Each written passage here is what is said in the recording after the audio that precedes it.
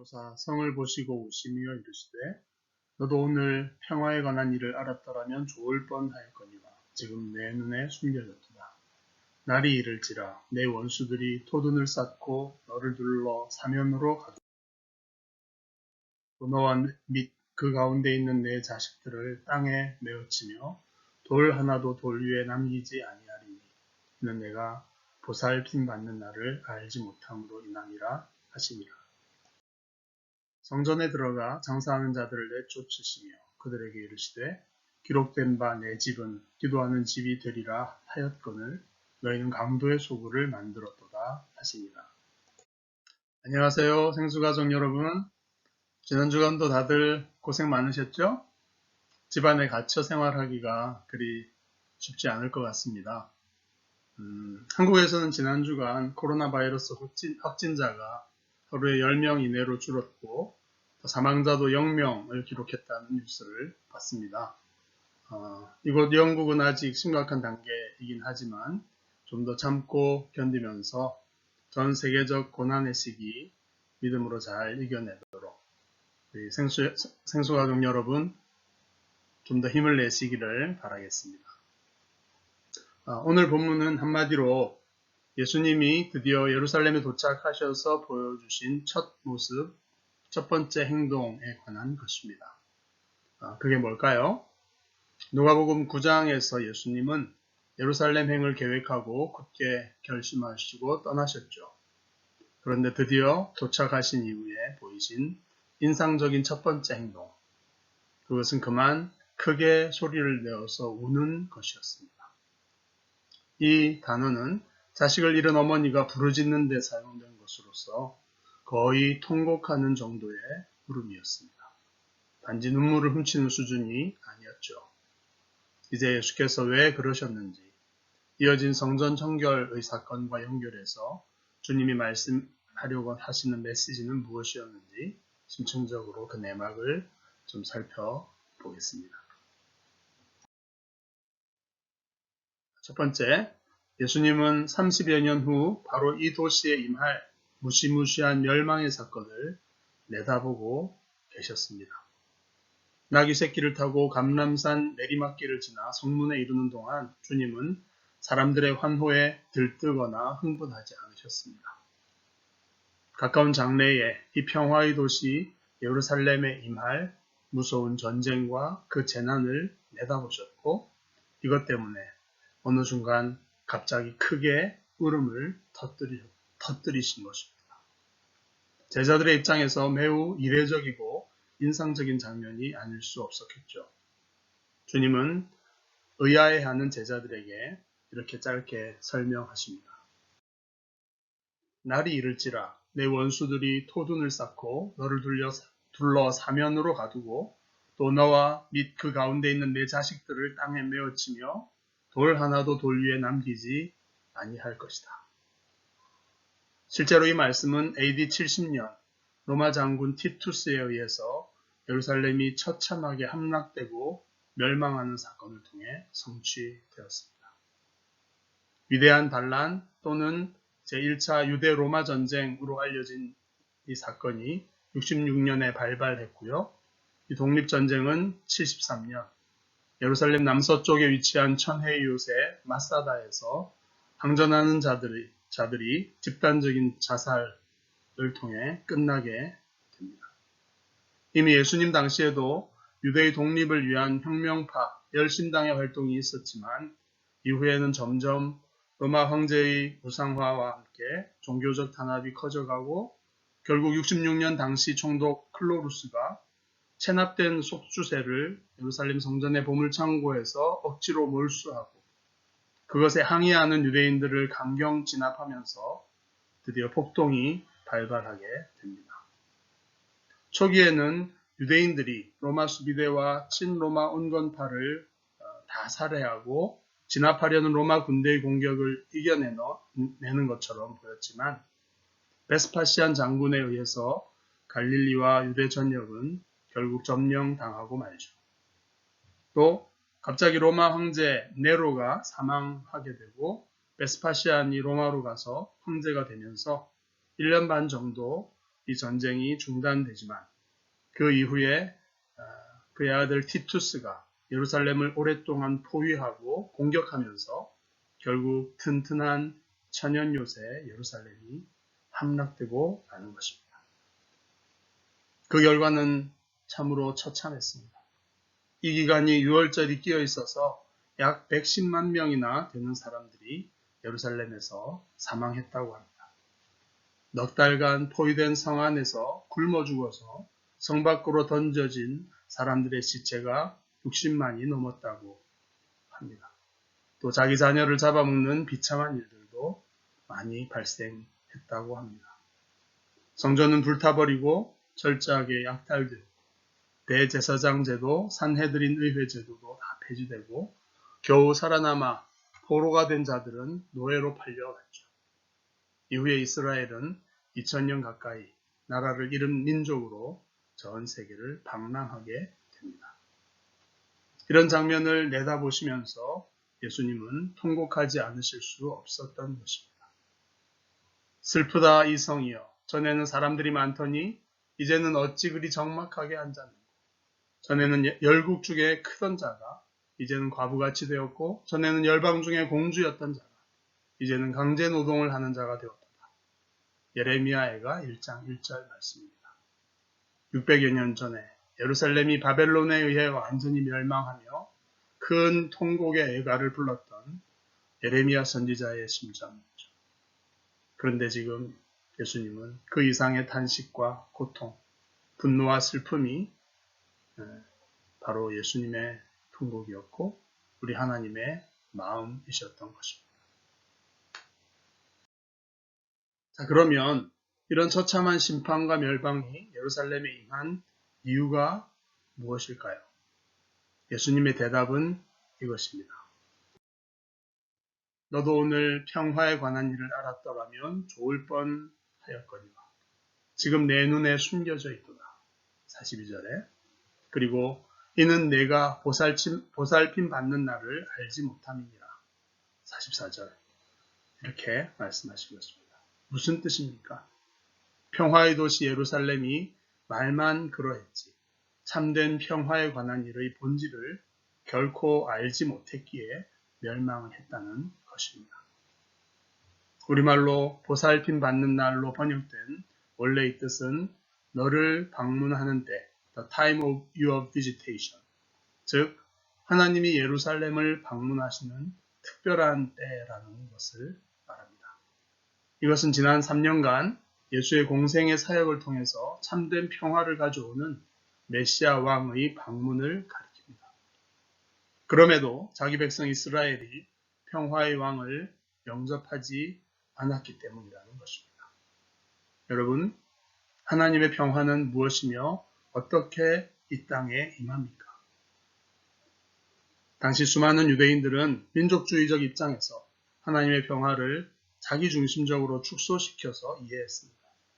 심지어 제자들도 부활로 승천하시려는 예수님께 이스라엘 나라를 회복하심이 이때입니까? 라는 질문을 던지기도 했죠. 그러나 하나님은 바벨탑으로 하나님을 반역한 인류를 회복시키려고 이스라엘의 조상 아브라함을 부르셨던 것입니다. 그에게 약속한 참된 복은 열방의 모든 민족을 하나님께로 회복시키려는 그 하나님의 나라, 그것이 복이었습니다.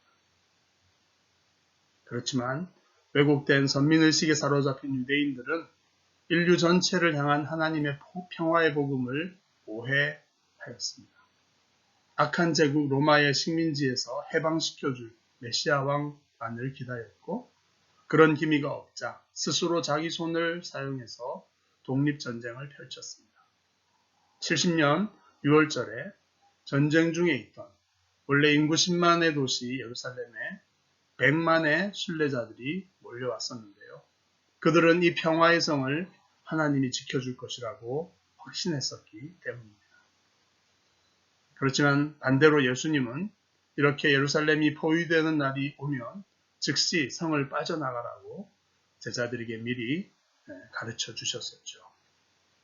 그 옛날 바벨론에 항복해서 생명을 유지하라고 예언했던 선지자 예레미야도 반민족주의자로 몰려서 당시에 큰 고통을 받아야만 했었습니다. 이 이야기는 포악한 제국주의를 인정하거나 두둔하라는 말씀이 아닙니다. 전쟁을 억제하고 평화를 지킬 국방력을 강화하지 말라고 한다거나 전쟁이 발발했을 때 평화를 외치면서 전쟁에 참여하지 말고 그저 점령당하라 하는 뜻도 아닙니다. 초점은 하나님의 평화가 어느 한 민족이나 한 나라의 평화와 일치하는 것은 아닐 수 있다는 것입니다. 하나님의 나라는 이 땅의 어느 한 나라로 축소되는 것이 아닙니다. 하나님의 평화의 일은 오늘날도 복음으로 방문하시는 예수 그리스도를 받아들이는 데서 시작되죠. 그 복음은 한 나라에서 불의와 온갖 부조리를 몰아내게 하고 사람들 사이에서 참 평화를 만들어 나갑니다. 나아가 다른 민족과 다른 나라와의 국제관계에서도 서로를 존중하고 소통, 협력하는 가운데 성숙한 관계들을 발전시키게 합니다. 국제관계에서도 복음은 전쟁의 위험을 점차 제거하면서 국제적인 평화를 일구어가는 것이라는 것입니다. 이 과정에서는 개인관계에서처럼 성숙한 태도와 오랜 시간의 인내가 필요할 것입니다. 저는 최근 김정은이 사망했다는 확인되지 않은 뉴스와 관련된 사태를 좀 심각하게 우려하고 있습니다. 북한 선교를 외치면서 김정은의 사망이 통일의 지름길이 될 것처럼 그렇게 김정은이 죽기를 간절히 기도하는 것도 좀 염려스럽습니다. 참 평화와 생명의 복음을 전하려는 전도의 열정이 누군가의 죽음을 위해서 간절히 기도하는 것이라는 그 사실도 참 모순적인 것이지만 전쟁을 불사하고 흡수 통일을 통해 통일하는 것이 북한 선교의 길이라고 생각하면서 그 전쟁을 통해 죽고 파괴될 더 많은 사람들을 향한 우리 하나님의 통곡을 전혀 개의하지 않는 그런 편향된 이념과 주장들은 잘못된 것이라고 생각합니다. 온갖 소문과 해석과 입장이 난무하는 이 혼란의 시기에 주님께서는 참된 평화에 관한 일을 우리에게 바로 깨우쳐 주시기를 간절히 바랍니다. 주께서 지금도 이 땅을 방문하여 행하고 계시는 일들을 바로 알고 제대로 응답하고 참여할 수 있도록 주의 백성들을 깨우치시고 인도해 주시기를 간절히 기도합니다.